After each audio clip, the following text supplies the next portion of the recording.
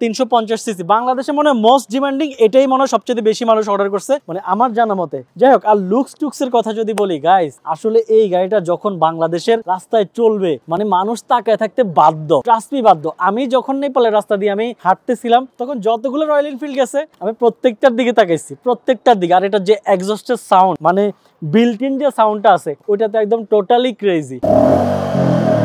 যদি এই গাড়িটা যদি আমি বলি যেহেতু 350 সিসি, আপনি যখন পিকআপ অনেক জোরেও দিবেন এই গাড়িটা কিন্তু মোটো ভাইব্রেট করবে না, মানে ভাইব্রেশন করে না অন্যান্য গাড়িগুলা, ওই ভাইব্রেটটা করবে না, যেটা আমি চালায়া ফিল পাইছি। যে ওভারঅল আমার কাছে গাড়িটা ভালো লাগছে। বাংলাদেশে যে আসলে কবে আসবে এই গাড়ি আমি জানি না। তো আপনারা যারা হচ্ছে নেপাল আসার প্ল্যান করতেছেন বা নেপাল আসলে আপনাদের হাতে সময় থাকলে আপনারা একদিনের জন্য ফুল রেন্ট করে ফেলতে পারেন। একদিনে বেশি টাকা নিবে না কিন্তু। আমি যেহেতু আমার গাড়ি এখানে বুক করা, তো আমার বাইক লাগতেছে না, তো এই জন্য হচ্ছে আমি 2 ঘন্টার জন্য বুক করছি। তো আপনারা নেপাল আসলে মাস্ট এটা মিস করবেন না, যেহেতু বাংলাদেশে এখানে অ্যাভেলেবেল হয় নাই।